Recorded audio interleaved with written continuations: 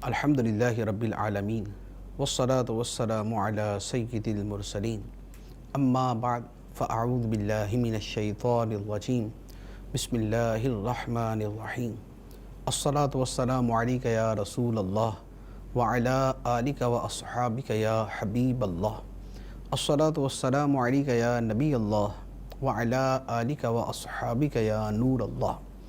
فیضان قرآن کے سلسلے میں حاضر ہیں اور آج سورۃ الکہف کی آیت نمبر 60 سے قرآن پاک کا درس سنیں گے۔ آیت نمبر 60 سے اللہ تبارک و تعالی نے حضرت موسیٰ علیہ السلام اور حضرت خضر علیہ السلام کا واقعہ بیان فرمایا ہے۔ اس واقعے کے اندر کافی سارے واقعات موجود ہیں جس میں اللہ تبارک و تعالی کے امور تکوینیہ کا بیان ہے اور دیگر بھی اس میں بہت ساری باتیں ہیں۔ اس میں استاد اور شاگرد کے باہمی تعلق، پیر اور مرید کے باہمی تعلق کے بہت سے مسائل کا استدلال کیا گیا ہے۔ واقعہ کی جو ابتدا ہے اس سے پہلے ایک دو باتیں عرض کروں۔ حضرت خضر علیہ السلام کے بارے میں علماء کے درمیان اختلاف ہے کہ یہ اللہ تعالیٰ کے نبی تھے یا یہ کوئی ولی تھے۔ جمہور یعنی جو اکثریت علماء کی ہے وہ اس پر ہے کہ حضرت خضر علیہ السلام اللہ تعالیٰ کے نبی تھے۔ دوسری بات یہ ہے کہ اس بات میں اختلاف ہے کہ حضرت خضر علیہ السلام کا وصال ہو چکا ہے یا ابھی آپ زندہ ہیں۔ اس بارے میں بھی دونوں طرح کے اقوال ہیں، لیکن علماء کی ایک بڑی تعداد یہ مانتی ہے کہ حضرت خضر علیہ السلام ابھی زندہ ہیں، ابھی انہیں وفات نہیں آئی۔ تو دو نبی ہیں جن کو ابھی تک وفات ہی نہیں آئی، یعنی زندہ تو سارے نبی ہیں، یعنی فوت ہونے کے بعد بھی انبیاء کرام علیہم السلام اپنی قبور مبارکہ میں ایسے ہی زندہ ہیں جیسے وہ دنیا کے اندر زندہ ہوا کرتے تھے۔ لیکن یہ جو دو ہیں حضرت الیاس علیہ السلام اور حضرت خضر علیہ السلام، یہ وہ ہیں کہ جن کو ابھی تک وفات نہیں آئی، اور یہ وہ ہیں کہ جو زمین پر ہیں۔ ورنہ حضرت عیسیٰ علیہ السلام ان کے بارے میں بھی ہمارا عقیدہ یہ ہے کہ حضرت عیسیٰ علیہ السلام کو ابھی تک موت نہیں آئی، اور اسی طرح حضرت ادریس علیہ السلام کے بارے میں بھی یہ قول موجود ہے کہ ان کا ابھی تک وصال نہیں ہوا۔ تو گویا چار انبیاء کرام علیہم السلام ایسے ہیں کہ جن کو ابھی تک موت نہیں آئی، جو ابھی وصال سے پہلے والی زندگی گزار رہے ہیں۔ یہاں حضرت موسیٰ اور حضرت خضر علیہم السلام کا واقعہ بیان ہوا۔ اس واقعے کی ابتدا احادیث مبارکہ میں جو بیان کی گئی ہے وہ اس طرح ہے کہ ایک مرتبہ حضرت موسیٰ علیہ السلام نے بنی اسرائیل کے سامنے واعظ فرمایا اور آپ نے بڑا خوبصورت علمی بیان کیا۔ لوگ بڑے آپ کے علم سے، آپ کی جو ہے وہ آپ کی معلومات سے، آپ کی باتوں سے بڑے خوش ہوئے۔ تو کسی نے سوال کیا، یا موسیٰ علیہ السلام، کیا دنیا میں آپ سے بڑا بھی کوئی علم والا ہے؟ موسیٰ علیہ السلام نے فرمایا کہ نہیں، مجھ سے بڑا دنیا کے اندر کوئی علم والا نہیں۔ اللہ تبارک و تعالی نے حضرت موسیٰ علیہ السلام کی تربیت کے لیے آپ کو پھر حکم دیا کہ اے موسیٰ، تم سے بڑا علم والا بھی ہمارا ایک بندہ دنیا میں موجود ہے، یعنی جس کو ہم نے دوسری قسم کا علم جو ہے وہ تم سے زیادہ عطا فرمایا۔ شریعت کا علم موسیٰ علیہ السلام کو زیادہ، لیکن شریعت سے ہٹ کر جیسے امور تکوینیہ ہیں کہ کائنات کے اندر کیا ہو رہا ہے، اللہ تعالیٰ نے اس کے حوالے سے بیان فرمایا کہ اس کے اندر ہمارا ایک بندہ تم سے بھی زیادہ علم رکھتا ہے۔ موسیٰ علیہ السلام نے عرض کی، یا اللہ میں اس بندے سے ملنا چاہتا ہوں۔ تو اللہ تعالیٰ نے فرمایا کہ اگر تم اس سے ملنا چاہتے ہو تو فلاں علاقے کی طرف سفر کرو، جہاں پر دو سمندر آپس میں ملیں گے وہاں پر تمہاری اس بندے سے ملاقات ہوگی، اور وہ آدمی تمہیں کہاں ملے گا اس کی نشانی یہ ہوگی کہ تم اپنے ساتھ ایک مچھلی رکھنا، ایک مچھلی جو یعنی مری ہوئی مچھلی اپنے ساتھ رکھنا۔ جس جگہ پر اس مچھلی سے کوئی عجیب و غریب شے کا ظہور ہو وہاں پر وہ بندہ تمہیں مل جائے گا۔ موسیٰ علیہ السلام نے اپنے ایک خادم کو اپنے ساتھ لیا۔ وہ خادم کون تھے؟ مفسرین نے بیان فرمایا کہ وہ حضرت یوشع بن نون علیہ السلام تھے، جو حضرت موسیٰ علیہ السلام کے بعد اللہ تبارک و تعالیٰ کی طرف سے قوم کے اندر جب وہ متعین ہوئے اور انہوں نے بنی اسرائیل کو پھر آگے وہ لے کر چلے۔ تو موسیٰ علیہ السلام نے اپنے خادم حضرت یوشع بن نون علیہ السلام کو ساتھ لیا اور ان کے ساتھ پھر سفر پہ روانہ ہو گئے۔ تو اللہ تبارک و تعالی نے اس واقعہ کو بیان فرمایا، ارشاد فرمایا بسم اللہ الرحمن الرحیم وَإِذْ قَالَ مُوسَىٰ لِفَتَاهُ لَا أَبْرَحُ حَتَّىٰ أَبْلُغَ مَجْمَعَ الْبَحْرَيْنِ أَوْ أَمْضِيَ حُقُوبًا، اور یاد کرو جب موسیٰ نے اپنے خادم سے فرمایا میں مسلسل سفر میں رہوں گا جب تک دو سمندروں کے ملنے کی جگہ نہ پہنچ جاؤں یا مدتوں چلتا رہوں گا، یعنی اپنے خادم سے فرمایا کہ میں سفر کرنا چاہتا ہوں اور میں مستقل سفر کرتا رہوں گا یہاں تک کہ میں اس مقام پر پہنچ جاؤں جہاں دو سمندر آپس میں ملتے ہیں، کیونکہ اللہ تعالیٰ نے فرمایا تھا کہ جہاں دو سمندر آپس میں ملیں گے وہیں پر تمہاری اس بندے سے ملاقات ہوگی۔ اب انہوں نے سفر اپنا شروع کیا، اب سفر کرتے ہوئے چلے گی۔ اللہ تعالیٰ فرماتا ہے فَلَمَّا بَلَغَا مَجْمَعَ بَيْنِهِمَا نَسِيَا حُوتَهُمَا فَاتَّخَذَ سَبِيلَهُ فِي الْبَحْرِ سَرَبًا، پھر جب وہ دونوں دو سمندروں کے ملنے کی جگہ پہنچے تو اپنی مچھلی بھول گئے اور اس مچھلی نے سمندر میں سرنگ کی طرح اپنا راستہ بنا لیا۔ پھر جب وہ وہاں سے گزر گئے تو موسیٰ نے اپنے خادم سے فرمایا ہمارا صبح کا کھانا لاؤ، بے شک ہمیں اپنے اس سفر سے بڑی مشقت کا سامنا ہوا ہے۔ خادم نے عرض کی سنیے، جب ہم نے اس چٹان کے پاس ٹھکانہ بنایا تھا تو بے شک میں مچھلی بھول گیا تھا اور مجھے شیطان ہی نے بھلایا کہ میں اس کا ذکر کروں، اور اس مچھلی نے سمندر میں اپنا راستہ بڑا عجیب بنایا۔ موسیٰ نے فرمایا یہی تو ہم چاہتے تھے۔ پھر وہ دونوں اپنے قدموں کے نشانات کی پیروی کرتے ہوئے واپس لوٹے کہ حضرت موسیٰ علیہ السلام اور حضرت یوشع علیہ السلام یہ دونوں چلتے ہوئے جہاں پر دو سمندر ملتے ہیں، جب یہ وہاں پر ٹھہرے تو موسیٰ علیہ السلام آرام فرمانے کے لیے سو گئے اور حضرت یوشع علیہ السلام جاگ رہے تھے۔ حضرت یوشع علیہ السلام نے بڑا ایک عجیب منظر دیکھا کہ جس تھیلے کے اندر مچھلی رکھی ہوئی تھی، جس زنبیل کے اندر اپنے ساتھ مچھلی رکھی ہوئی تھی، وہ مردہ مچھلی زندہ ہوئی، زندہ ہو کر اس نے سمندر میں چھلانگ لگائی، اور جب سمندر میں چھلانگ لگائی تو وہ اس میں غائب نہیں ہوئی بلکہ پانی میں جیسے جیسے مچھلی جاتی گئی وہاں پر ایک سرنگ بنتی گئی، یعنی مچھلی جس سائز کی سمندر میں گئی وہاں پر ایک گول دائرے کے اندر سوراخ بنتا گیا اور یوں مچھلی آگے جا کے سمندر میں غائب ہو گئی۔ حضرت یوشع علیہ السلام کو یہ واقعہ بڑا عجیب لگا کہ یہ بڑا عجیب سا ہوا کہ مچھلی مردہ مچھلی زندہ بھی ہو گئی، سمندر میں گئی اور اس نے اپنا ایک وہاں پر ایک جو ہے وہ سوراخ بنا لی۔ تو اب انہوں نے سوچا کہ چلے موسیٰ علیہ السلام جب بیدار ہوں گے تو میں ان کو بیان کروں گا کہ یہ واقعہ ہوا، لیکن جب موسیٰ علیہ السلام بیدار ہوئے تو حضرت یوشع بھول گئے۔ اب یہ بھول کر آگے چل پڑے۔ جب تھوڑا سا مزید سفر انہوں نے آگے کر لیا تو موسیٰ علیہ السلام نے حضرت یوشع سے فرمایا کہ بھئی کھانا لے کے آؤ، آج بڑی تھکاوٹ ہو گئی ہے۔ تو حضرت یوشع چونکہ ان کا جو کھانا تھا وہ مچھلی تھی، اب حضرت یوشع کو یاد آیا اوہ وہ تو میں بھول ہی گیا بتانا سارا واقعہ، تو عرض کرنے لگے کہ اے موسیٰ علیہ السلام وہ میں تو اس مچھلی کا واقعہ بتانا ہی بھول گیا، مجھے شیطان نے بلا دیا، وہ جو فلاں جگہ پر ہم نے قیام کیا تھا وہاں پر وہ مردہ مچھلی زندہ ہو کر سمندر میں چلی گئی تھی اور سمندر میں اس نے جا کے ایک سرنگ کے انداز کے اندر ایک راستہ بنا لیا تھا، تو میں آپ کو بتانا بھول گیا۔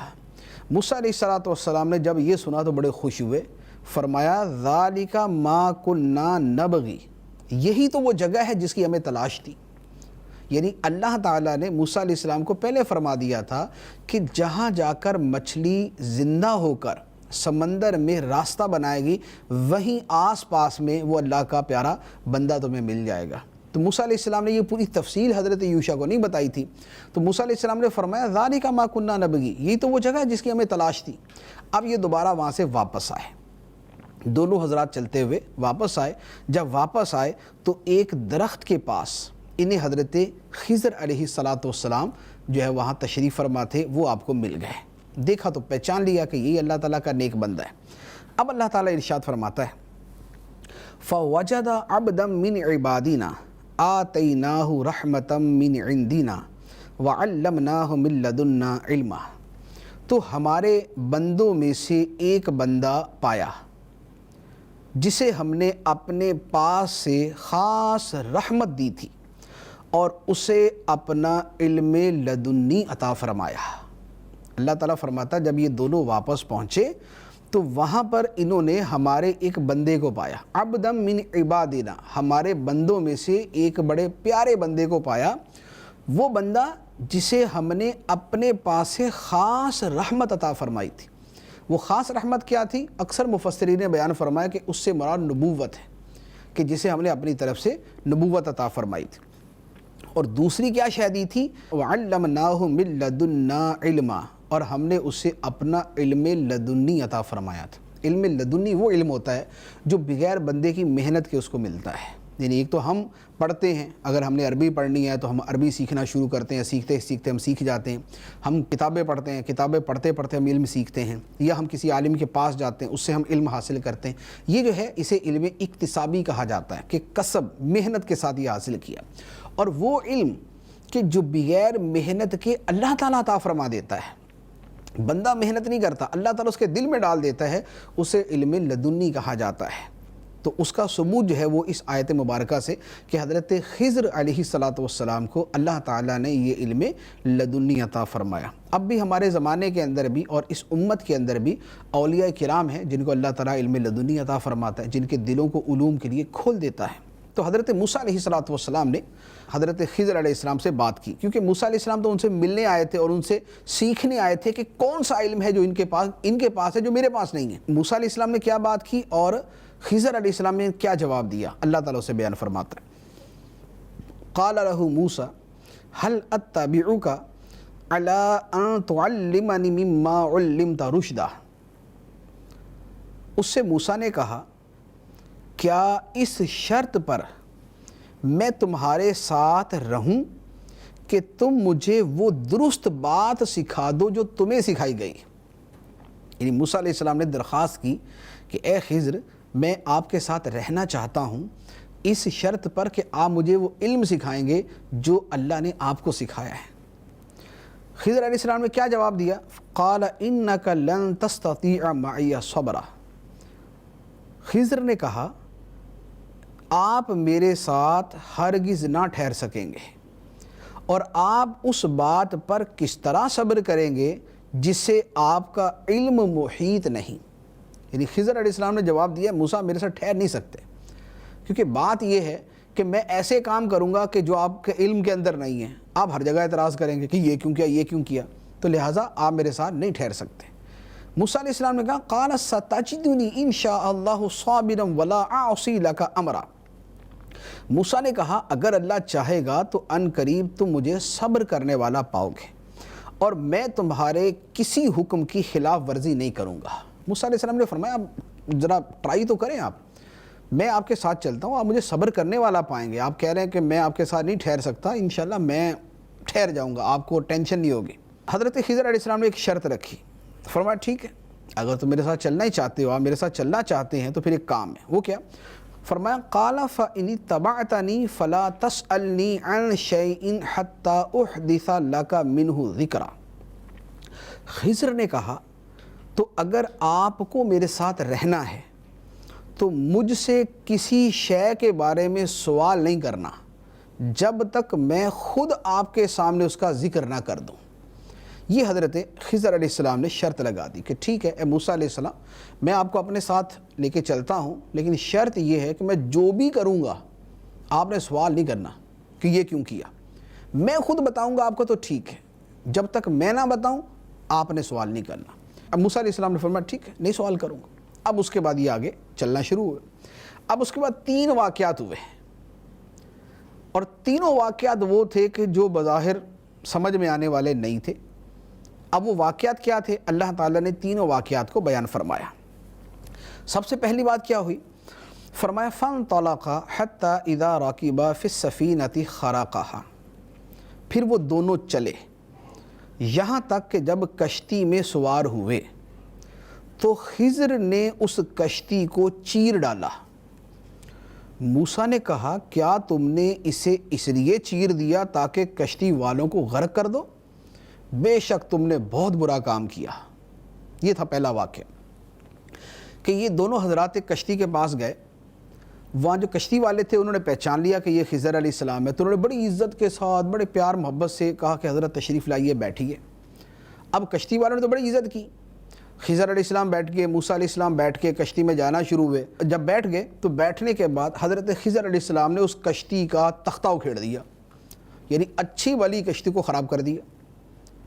موسیٰ علیہ السلام نے دیکھا تو بڑے حیران ہوئے کہ یار، یعنی اب وہ شرط تو یہ تھی کہ بولنا نہیں ہے، لیکن موسیٰ علیہ السلام نے کہا اخرقتها لتغرق اہلها، یہ آپ نے کشتی پھاڑ دی، آپ یہ چاہتے ہیں کہ کشتی والے سارے ڈوب جائیں، آپ نے بہت برا کام کیا۔ جب موسیٰ علیہ السلام نے یہ اعتراض کیا تو حضرت خضر علیہ السلام نے فرمایا قال الم اقل لک انک لن تستطیع معی صبرا، خضر نے کہا کیا میں نہ کہتا تھا کہ آپ میرے ساتھ نہیں ٹھہر سکیں گے؟ کیونکہ میں نے آپ سے کہا تھا سوال نہیں کرنا، آپ نے ابھی سوال کر دیا۔ اب موسیٰ علیہ السلام کو سمجھ آئے کہ اوہ سوال تو کرنا ہی نہیں تھا، تو موسیٰ علیہ السلام نے کہا لا تؤاخذنی بما نسیت ولا ترہقنی من امری عسرا، موسیٰ نے کہا میری بھول پر میرا مواخذہ نہ کریں اور مجھے میرے کام کی طرف سے مشکل میں نہ ڈالیں۔ یعنی اب موسیٰ علیہ السلام نے کہا اچھا ٹھیک ہے، اب میں سوال نہیں کروں گا، آپ جو ہے نا وہ اس مرتبہ جو ہے وہ معذرت قبول کریں۔ اب یہ معاملہ ختم ہو گیا۔ اب اس کے بعد یہ آگے چلیں، آگے جا کے خضر علیہ السلام نے اس سے بھی بڑا کام کیا۔ وہ کیا؟ اللہ تعالیٰ فرماتا ہے فانطلقا حتی اذا لقیا غلاما فقتلہ، پھر وہ دونوں چلے یہاں تک کہ جب انہیں ایک لڑکا ملا، ایک بچہ وہاں کھیل رہا تھا وہ ملا، تو خضر نے بچے کو قتل کر دیا۔ موسیٰ علیہ السلام نے جب دیکھا قال اقتلت نفسا زکیۃ بغیر نفس لقد جئت شیئا نکرا، موسیٰ نے کہا کیا تم نے کسی جان کے بدلے کے بغیر ایک پاکیزہ جان کو قتل کر دیا؟ بے شک تم نے بہت ناپسندیدہ کام کیا۔ حضرت خضر علیہ السلام نے جب سنا تو فرمایا قال الم اقل لک انک لن تستطیع معی صبرا، فرمایا کیا میں نے آپ سے نہ کہا تھا کہ آپ میرے ساتھ نہیں ٹھہر سکیں گے؟ اب پھر موسیٰ علیہ السلام کو سمجھے کہ ان سے تو سوال ہی نہیں کرنا تھا، یہ تو پہلے سے طے شدہ تھا۔ اب موسیٰ علیہ السلام نے کہا ان سألتک عن شیء بعدها فلا تصاحبنی قد بلغت من لدنی عذرا، موسیٰ علیہ السلام نے فرمایا اگر اس مرتبہ کے بعد میں آپ سے کسی شے کے بارے میں سوال کروں تو پھر آپ مجھے اپنا ساتھی نہ بنانا، بے شک میری طرف سے تمہارا عذر پورا ہو چکا۔ موسیٰ نے کہا ٹھیک ہے، 2 مرتبہ تو چلو ہو گیا، اب اگر میں نے سوال کیا نا تو آپ پھر مجھے فارغ کر دینا، پھر مجھے اپنے ساتھ نہ رکھنا۔ اب اس کے بعد تیسرا واقعہ ہو گیا۔ تیسرا واقعہ کیا ہوا؟ اللہ تعالیٰ فرماتا ہے فانطلقا حتی اذا اتیا اہل قریۃ استطعما اہلہا فابوا ان یضیفوہما، پھر دونوں چلے یہاں تک کہ جب ایک بستی والوں کے پاس آئے تو اس بستی کے باشندوں سے کھانا مانگا۔ انہوں نے، بستی والوں نے ان دونوں کی مہمان نوازی کرنے سے انکار کر دیا۔ پھر دونوں نے اس گاؤں میں ایک دیوار پائی جو گرنا ہی چاہتی تھی، تو خضر نے اس دیوار کو سیدھا کر دیا۔ موسیٰ نے کہا اگر تم چاہتے تو اس پر کچھ مزدوری لے لیتے۔ یہ تیسرا واقعہ ہوا۔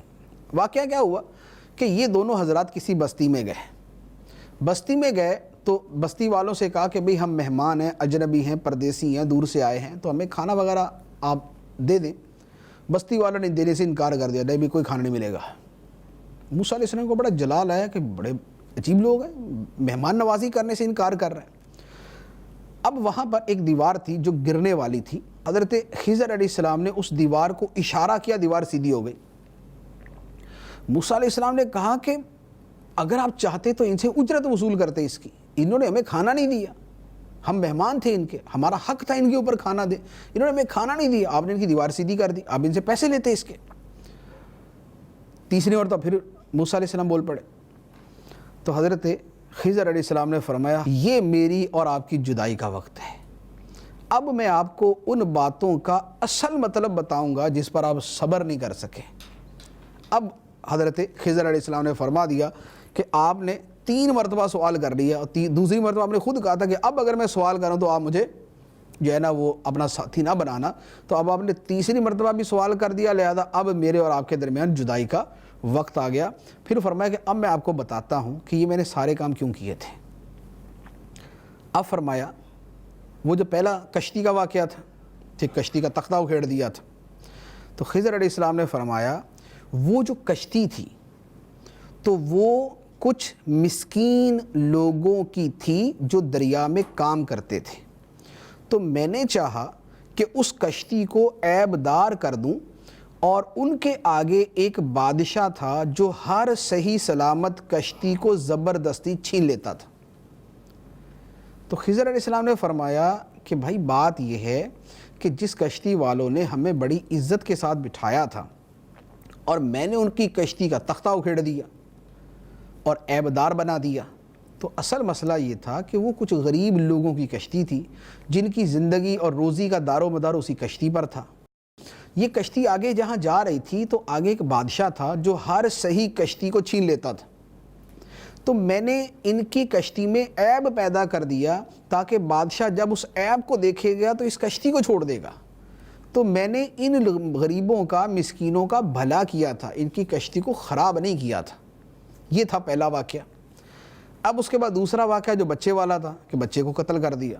خضر علیہ السلام نے فرمایا وَأَمَّا الْغُلَامُ فَكَانَ أَبَوَاهُ مُؤْمِنَيْنِ فَخَشِينَا أَن يُرْهِقَهُمَا طُغْيَانًا وَكُفْرًا، اور وہ جو لڑکا تھا تو اس کے ماں باپ مسلمان تھے، تو ہمیں ڈر ہوا کہ یہ بچہ انہیں بھی سرکشی اور کفر میں ڈال دے گا، تو ہم نے چاہا کہ ان دونوں کا رب انہیں پاکیزگی کے اعتبار سے اس پہلے لڑکے سے بہتر اور حسن سلوک اور رحمت و شفقت کے اعتبار سے زیادہ مہربان اولاد عطا کر دے۔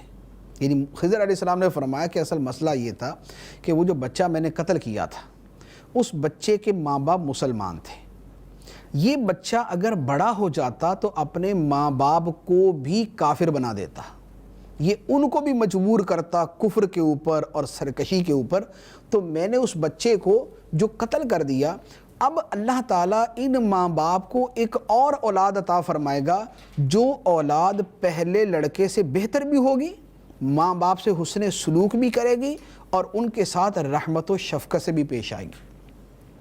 تو لہذا پہلے بچے کا جو قتل کرنا تھا وہ اللہ کی اجازت سے تھا، اور اس لیے تھا تاکہ اللہ تعالیٰ ان کو بہتر اولاد عطا فرمائے۔ یہ ہو گیا دوسرا واقعہ۔ اب اس کے بعد جو تیسرا واقعہ تھا کہ وہ دیوار گر رہی تھی اور اس کو سیدھا کر دیا، تو خضر علیہ السلام نے فرمایا وَأَمَّا الْجِدَارُ فَكَانَ لِغُلَامَيْنِ يَتِيمَيْنِ فِي الْمَدِينَةِ وَكَانَ تَحْتَهُ كَنْزٌ لَهُمَا وَكَانَ أَبُوهُمَا صَالِحًا، اور بہرحال دیوار تو وہ شہر کے 2 یتیم لڑکوں کی تھی، اور اس دیوار کے نیچے ان دونوں کا خزانہ تھا، اور ان بچوں کا باپ نیک آدمی تھا، تو تیرے رب نے چاہا کہ وہ دونوں بچے اپنی جوانی کو پہنچے اور اپنا خزانہ نکالیں، آپ کے رب کی رحمت سے ہے، اور جو کچھ میں نے کیا وہ میرے حکم سے نہ تھا، اللہ کے حکم سے تھا۔ یہ ان باتوں کا اصل مطلب ہے جس پر آپ صبر نہ کر سکیں۔ تیسرے واقعہ کا حضرت خضر علیہ السلام نے بیان کیا کہ وہ جو ہم بستی میں گئے، بستی والوں نے ہمارے مہمان نوازی نہیں کی، لیکن یہ گرتی دیوار کو میں نے درست کر دیا۔ اس کے پیچھے ماجرا یہ تھا کہ وہ جو دیوار تھی اس دیوار کے نیچے ایک خزانہ چھپا ہوا تھا، اور وہ خزانہ تھا 2 یتیم بچوں کا جن کا باپ بڑا نیک آدمی تھا۔ وہ باپ تو فوت ہو گیا، خزانہ اپنی اولاد کے لیے چھوڑ گیا۔ اب مہمان نوازی نہیں کی تو بستی والوں نے نہیں کی، لیکن اگر دیوار گر جاتی تو خزانہ ظاہر ہو جاتا، لوگ خزانے کو لوٹ لیتے۔ ان یتیم بچوں کا خزانہ بچانے کے لیے میں نے اس دیوار کو سیدھا کیا تھا تو لہٰذا بستی والوں نے مہمان نوازی نہیں کی، وہ اپنی جگہ تھی، لیکن چونکہ بچوں کا جو باپ تھا جو فوت ہو گیا وہ بڑا نیک آدمی تھا، اللہ تعالیٰ اس کی نیکی کا صلہ یہ دینا چاہتا تھا کہ اس کے یتیم بچے جب بڑے ہوں تو اپنے باپ کے خزانے کو وہاں سے نکال لیں، تو میں نے اس لیے اس دیوار کو درست کر دیا تھا۔ تو حضرت خضر علیہ السلام نے فرمایا اور یہ جو کچھ میں نے کیا، پہلے کشتی توڑی، اس کے بعد بچہ قتل کیا، اور اس کے بعد یہ جو دیوار سیدھی کی، فرمایا کہ یہ ساری کی ساری چیزیں وما فعلتہ عن امری، یہ میں نے اپنی طرف سے نہیں کیا تھا، یہ تو اللہ کی طرف سے تھا کہ اللہ نے مجھے فرمایا تھا کہ یوں کرو۔ تو فرمایا کہ یہ ہے ان سب باتوں کی جب باتوں کا اصل مطلب جس پر اے موسیٰ علیہ السلام آپ صبر نہیں کر سکے۔ تو اس تیسرے واقعے کے بعد پھر حضرت موسیٰ علیہ السلام حضرت خضر علیہ السلام سے جدا ہو گئے اور پھر اب اپنے علاقے میں تشریف لے آئے۔ تو یہ جو پورا واقعہ بیان کیا گیا، اس واقعے میں بہت سارے پہلو ہیں۔ دیکھیں ایک بڑا مرکزی پہلو اس میں جو ہمیں سمجھانے کے لیے، ایک تو یہ ہے کہ کوئی بندہ یہ دعویٰ نہ کرے کہ مجھ سے بڑا علم والا دنیا میں کوئی نہیں۔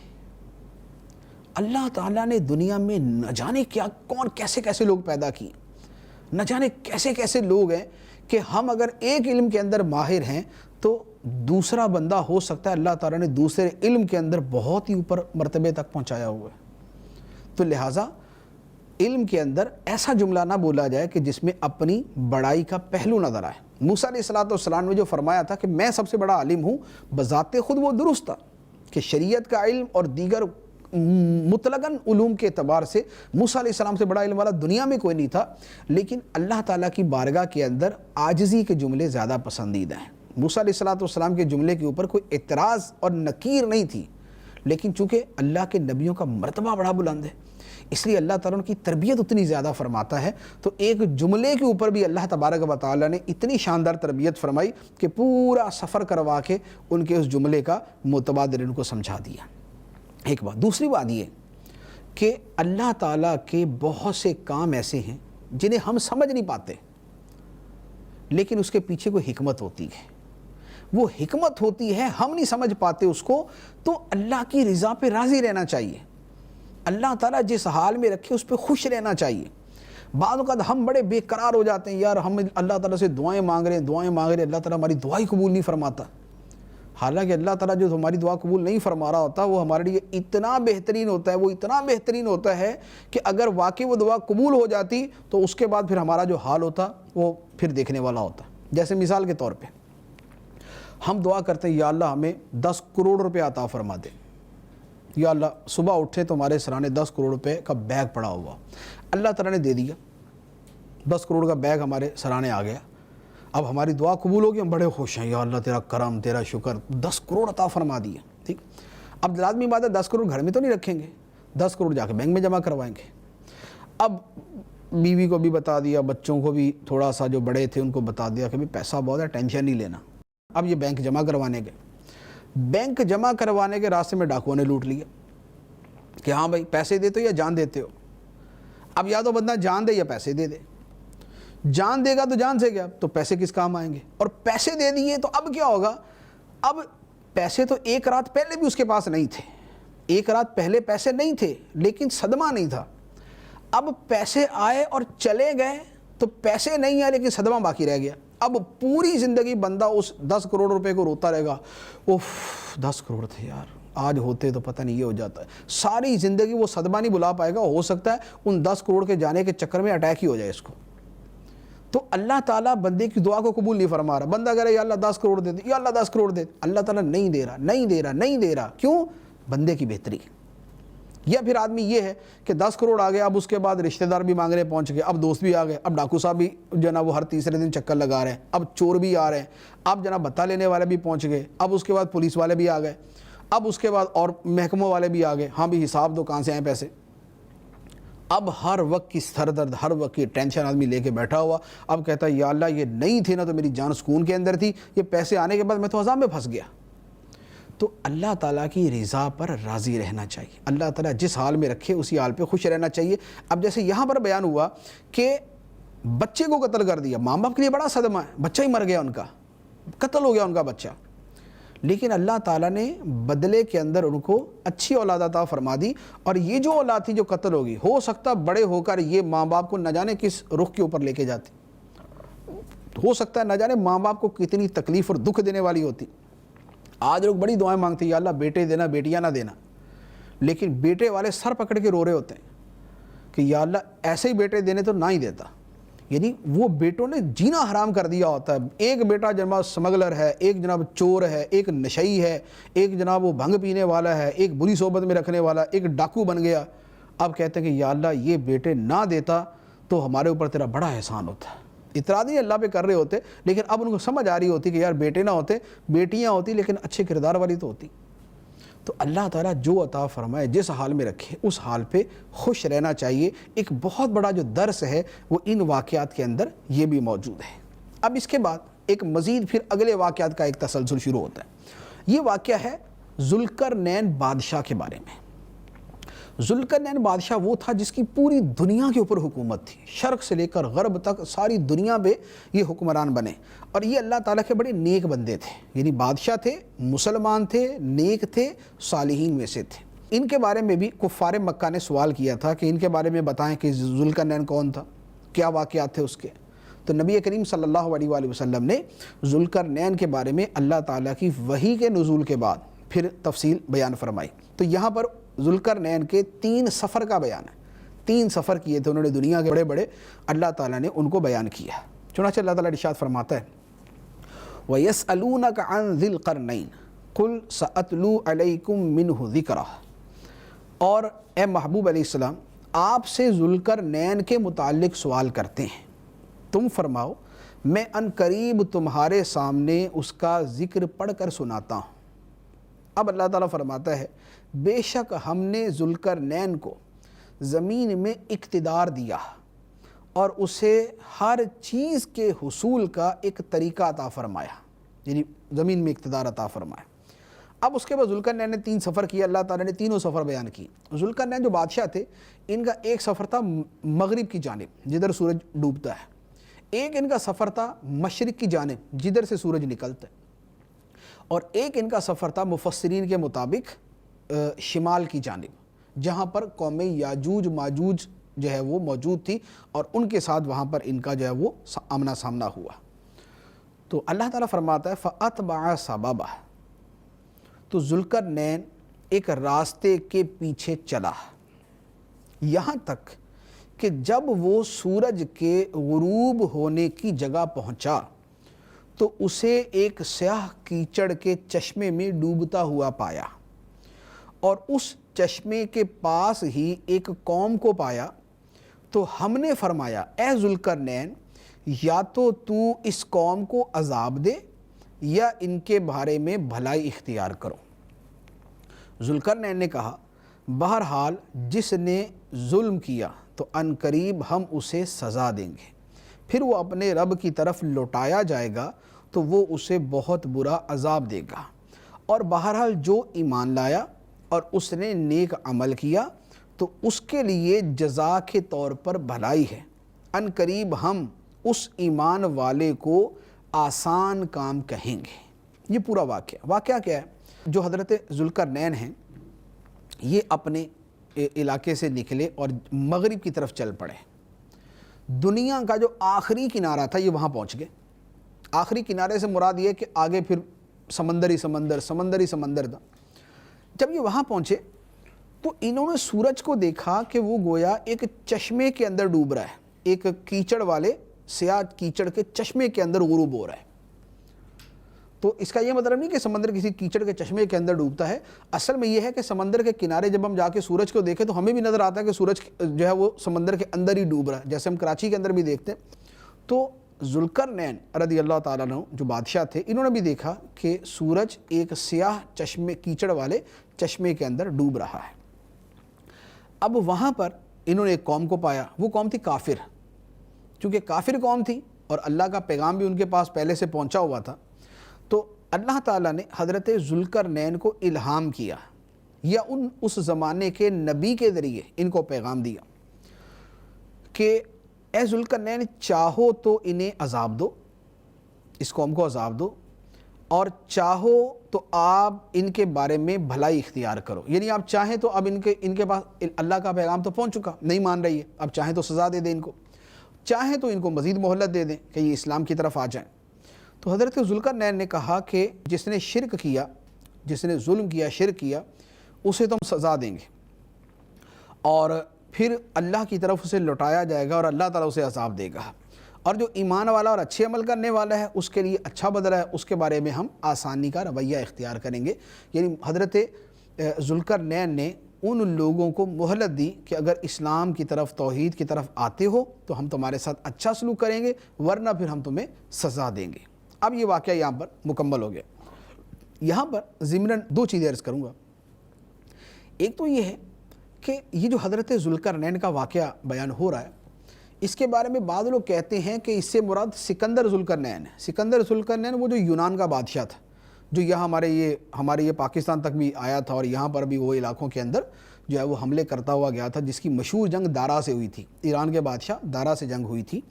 تو بعض لوگ کہتے ہیں کہ یہ جو ذوالقرنین ہے یہ وہی سکندر ہے جسے الیگزینڈر کہا جاتا ہے، یونان کا بادشاہ، اور ارسطو جو ہے وہ اس کا استاد تھا جو اس کو سکھایا کرتا تھا۔ تو یہاں پر یہ بات واضح کرنا ضروری ہے کہ یہاں وہ مراد نہیں ہے۔ یہ جو ذوالقرنین ہیں یہ مسلمان، نیک، صالحین اور مسلمان بادشاہ تھے، اور وہ جو سکندر تھا، جو یونان کا مشہور فاتح ہے، وہ کافر، فاسق، فاجر، شرابی، ظالم، غاصب، قاتل اور نہ جانے کن کن برائیوں کے اندر ملوث تھا۔ تو وہ جو کافر اور فاسق و فاجر بادشاہ ہے، اسے اس ذوالقرنین کے ساتھ ہرگز نہیں ملایا جا سکتا۔ تو لہذا سکندر یونانی جو ہے وہ اور ہے، اور یہاں جو حضرت ذوالقرنین رضی اللہ تعالیٰ عنہ کا بیان ہے یہ دوسرے بادشاہ ہیں۔ یہ حضرت ذوالقرنین کا پہلا سفر تھا۔ اب دوسرا سفر ہوا مشرق کی طرف، جہاں سے سورج نکلتا ہے۔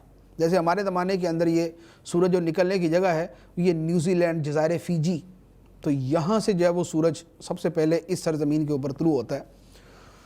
تو اللہ تعالیٰ فرماتا ہے ثم اتبع سببا، پھر وہ ذوالقرنین ایک راستے کے پیچھے چلا، یہاں تک حتی اذا بلغ مطلع الشمس وجدها تطلع على قوم لم نجعل لهم من دونها سترا، یہاں تک کہ جب سورج طلوع ہونے کی جگہ پہنچا تو اسے ایک ایسی قوم پر طلوع ہوتا ہوا پایا جن کے لیے ہم نے سورج سے کوئی آڑ نہیں رکھی تھی۔ بات اسی طرح ہے، اور جو کچھ اس کے پاس تھا سب کو ہمارا علم محیط ہے۔ اللہ تعالیٰ فرماتا ہے ذوالقرنین کے پاس جو کچھ تھا ہمیں پتہ ہے کیا تھا اس کے پاس۔ یہ دوسری جگہ تھی کہ آپ مشرق کی طرف گئے جہاں سے سورج نکلتا ہے، تو اب سورج نکلتا تو اپنے حساب سے ہے جہاں سے اللہ تعالیٰ نکالتا ہے، لیکن یہ کہ جس جگہ سے سب سے پہلے سورج نمودار ہوتا ہے، وہاں جو قوم تھی ان کے اور سورج کے درمیان کوئی آڑ نہیں تھی۔ مراد یہ ہے کہ وہاں جو لوگ تھے وہ مکانوں کے اندر نہیں رہتے تھے کہ وہ سورج کی جو ہے وہ دھوپ سے جو ہے وہ بچ جائیں، بلکہ مفسرین نے یہاں تک لکھا کہ وہاں نہ درخت تھے، نہ مکان تھے، اور نہ وہاں کے لوگ کپڑے پہنتے تھے۔ تو سورج کی جو ہے وہ ڈائریکٹ جو ہے وہ دھوپ شعاعیں جو ہے وہ ان کو پہنچتی تھی، اور یہ قوم بھی کافر تھی، اور ان کے ساتھ بھی پھر وہی معاملہ کیا جو حضرت ذوالقرنین نے مغرب کی طرف کیا تھا۔ یعنی مغرب والوں کو جیسے دو ان کے تھے کہ یا تو ان کو سزا دیں اور یا ان کے ساتھ جو ہے نا وہ کوئی دوسرا طریقہ اختیار کرے، ایسے ہی اہل مشرق کے ساتھ کیا۔ اس کے بعد جو تیسرا سفر ہے یاجوج ماجوج کے علاقے کی طرف، اللہ تعالیٰ نے اسے بیان کیا۔ ارشاد فرمایا ثم اتبع سببا حتی اذا بلغ بین السدین وجد من دونہما قوما لا یکادون یفقہون قولا قالوا یا ذا القرنین ان یأجوج و مأجوج مفسدون فی الارض فہل نجعل لک خرجا علی ان تجعل بیننا و بینہم سدا۔ پھر وہ ایک اور راستے کے پیچھے چلا، یہاں تک کہ جب ذوالقرنین دو پہاڑوں کے درمیان پہنچا تو اس نے ان پہاڑوں کے آگے ایک ایسی قوم کو پایا جو کوئی بات سمجھتے معلوم نہ ہوتے تھے۔ اس قوم کے لوگوں نے کہا اے ذوالقرنین، بے شک یاجوج اور ماجوج زمین میں فساد مچانے والے لوگ ہیں، تو کیا ہم آپ کے لیے کچھ مال مقرر کر دیں اس بات پر کہ آپ ہمارے اور ان کے درمیان ایک دیوار بنا دیں۔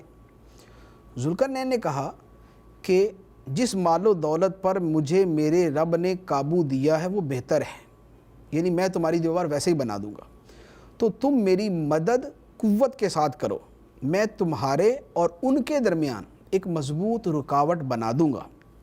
میرے پاس لوہے کے ٹکڑے لاؤ، یہاں تک کہ جب وہ دیوار دونوں پہاڑوں کے کناروں کے درمیان برابر کر دی تو ذوالقرنین نے کہا کہ آگ دھنکاؤ، یہاں تک کہ جب اس لوہے کو آگ کی طرح کر دیا تو کہا مجھے دو تاکہ میں اس گرم لوہے پر پگھلایا ہوا تانبا انڈیل دوں۔ تو یاجوج ماجوج اس دیوار پر نہ چڑھ سکے اور نہ اس میں سوراخ کر سکے۔ ذوالقرنین نے کہا یہ میرے رب کی رحمت ہے، پھر جب میرے رب کا وعدہ آئے گا تو اس دیوار کو پاش پاش کر دے گا، اور میرے رب کا وعدہ سچا ہے۔ وَتَرَكْنَا بَعْدَهُمْ يَوْمَئِذٍ يَمُوجُ فِي بَعْضٍ وَنُفِخَ فِي الصُّورِ فَجَمَعْنَاهُمْ جَمْعًا، اور اس دن ہم یاجوج ماجوج کو چھوڑ دیں گے کہ ان کا ایک گروہ دوسرے پر سیلاب کی طرح آئے گا، اور سور میں پھونک ماری جائے گی تو ہم سب کو جمع کر لائیں گے۔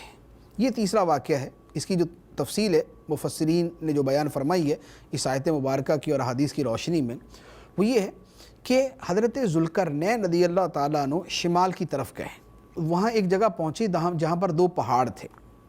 دو پہاڑوں کے درمیان ایک ایسی قوم تھی کہ جن کی بات سمجھ نہیں آ رہی تھی، یعنی ہو سکتا ہے کہ ان کی زبان ہی کوئی دوسری تھی تو وہ آپس میں کمیونیکیشن جو ہے وہ ہو ہی نہیں پا رہی تھی۔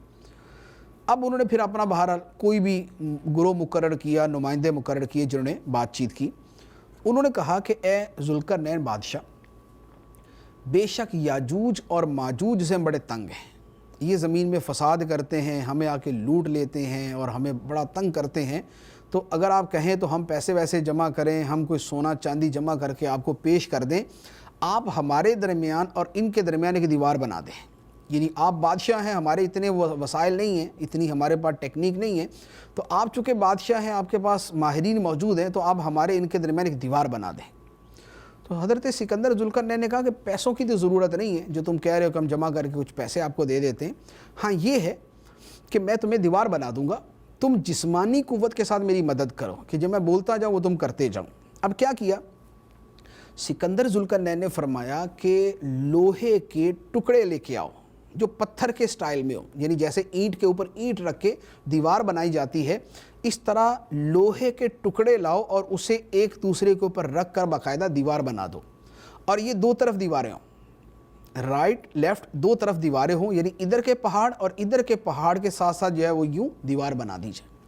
جب یہ پوری کی پوری تیار ہو جائے تو اب اس کے درمیان آگ جلاؤ۔ آگ جلانے سے یہ ہوگا کہ وہ جو لوہا ہے وہ آپس کے اندر جڑ جائے گا، جیسے ہمارے زمانے کے اندر بھی لوہے کو جوڑنے کے لیے اس کو اتنا گرم کرتے ہیں کہ وہ ایک دوسرے سے ویلڈنگ کے ذریعے اٹیچ ہو جاتا ہے، تو اس طرح ان کے درمیان آگ جلاؤ۔ جب آگ جل جائے تو دوسری طرف پگھلا ہوا تانبا، یعنی تانبا جو ہے وہ پگھلاؤ، اور وہ جو پگھلا ہوا تانبا ہے وہ دونوں دیواروں کے درمیان ڈالو، دویا ادھر کی دیوار لوہے کی، درمیان کے اندر پگھلا ہوا تانبا ڈال دیا۔ اب یہ مل کر لوہے اور تانبے کے ساتھ ایک انتہائی مضبوط دیوار بن گئی، انتہائی اونچی، پہاڑ کی بلندی تک اس کو بلند کر دیا اور بہت طویل و عریض قسم کی دیوار بنا دی۔ تو فرمایا کہ یوں کر کے دیوار بناؤ، اور اس طرح جو ہے وہ ساری کی ساری ایک دیوار بن گئی جس سے یاجوج ماجوج جو ہے وہ ادھر نہیں آ سکتے۔ اور اس پر حضرت ذوالقرنین جب یہ سارا ہو گیا تو فرمایا کہ ھذا رحمت من ربی، یہ میرے رب کی رحمت ہے، جو اللہ تعالیٰ کی کرم نوازی کہ اس نے مجھے یہ توفیق دی کہ میں نے اس طرح دیوار بنا دی۔ اب یہ دیوار اسی طرح باقی رہے گی جب تک اللہ چاہے گا، اللہ جس وقت چاہے گا تو پھر یہ دیوار ٹوٹے گی، اور اس کے بعد یاجوج ماجوج پھر نکل کر جو ہے وہ آئیں گے اور وہ اس طرح دنیا میں پھیل جائیں گے۔ اب اس کے بعد احادیث مبارکہ ہیں، یعنی قرآن کے اندر تو یہ ہے کہ یاجوج ماجوج سیلاب کی طرح آئیں گے، جس طرح سیلاب آتا ہے ہر چیز کو بہا کے لے جاتا ہے، اسی طرح یاجوج ماجوج جو ہے وہ سیلاب کی طرح آئیں گے، ان کے گروہ نکلیں گے اور یہ دنیا والوں کو قتل کرنا شروع کریں گے۔ پھر احادیث مبارکہ میں جو اس کی تفصیل ہے، یہ قتل کی حدیث میں ہے، قرآن پاک کی آیت میں نہیں ہے، تو یاجوج ماجوج نکلیں گے، دنیا والوں کو قتل کریں گے اور پورے زمین کے اوپر جو ہے وہ قتل و غارت گری عام کر دیں گے. پھر یہ کہیں گے کہ زمین والوں کو ہم نے مار دیا، اب ہم آسمان والوں کو ماریں گے. پھر آسمان کی طرف تیر پھینکیں گے تو اللہ تعالیٰ اپنی قدرت سے ان تیروں کے اوپر بھی سرخ رنگ کا خون لگا دے گا تاکہ وہ واپس آئے تو بڑے خوش ہوں گے کہ ہم نے آسمان والوں کو بھی مار دیا. اور یہ اس وقت ہوگا جب حضرت عیسیٰ علیہ السلام دنیا میں موجود ہوں گے. اور عیسیٰ علیہ السلام کو اللہ تعالیٰ پہلے ہی فرما دے گا کہ اے عیسیٰ، میں ایک ایسی قوم کو نکالنے والا ہوں جس کا دنیا میں کوئی مقابلہ نہیں کر سکتا، تم پہاڑوں پہ چڑھ جاؤ. عیسیٰ علیہ السلام اپنے ماننے والوں کو لے کر پہاڑوں پہ چلے جائیں گے اور یہ بقیہ دنیا میں پھیلے ہوئے لوگوں کو قتل کر دیں گے. پھر اللہ تعالیٰ کی بارگاہ میں عیسیٰ علیہ السلام دعا کریں گے کہ یا اللہ ان کو تو مار، یہ تو تنگ آ گیا ہم ان کی وجہ سے. تو اللہ تعالیٰ پھر ایک بیماری جو ہے وہ ان کے اوپر مسلط کرے گا یاجوج ماجوج پہ. یہ یعنی یاجوج ماجوج ایک قوم کا نام ہے. تو یہ اس پوری قوم جو پتہ نہیں کروڑوں کی تعداد میں یا اس سے بھی زیادہ ہوگی، یہ سب پر ایک بیماری طاری ہوگی اور یہ سب مر جائیں گے. اور اس طرح مریں گے کہ پوری دنیا کے اندر جگہ جگہ ان کی لاشیں پڑی ہوں گی اور بدبو پھیلی ہوگی اور ہر طرف خون ہوگا اور بڑی سرانڈ ہوگی ان کی. پھر اللہ تبارک و تعالیٰ جو ہے پرندے بھیجے گا، وہ پرندے ان کی لاشوں کو جو ہے وہ اٹھا کے سمندر کے اندر ڈال دیں گے. اس کے بعد پھر ایک بارش ہوگی، اس بارش کے پھر پوری دنیا جو ہے وہ دھل جائے گی، زمین ساری صاف ہو جائے گی. اس کے بعد پھر حضرت عیسیٰ علیہ السلام دوبارہ جو ہے پہاڑ سے نیچے تشریف لائیں گے. پھر اس کے بعد اگلے واقعات ہیں، اس کے بعد پھر قیامت ہے.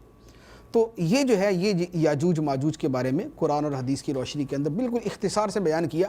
بڑی تفصیل کے ساتھ اس کے اوپر چیزیں ہیں، صرف ایک دو چیزیں عرض کرتا ہوں. ایک سوال یہ ہوتا ہے کہ یہ جو دیوار ہے جو حضرت ذوالقرنین نے بنائی، یہ ہے کہاں؟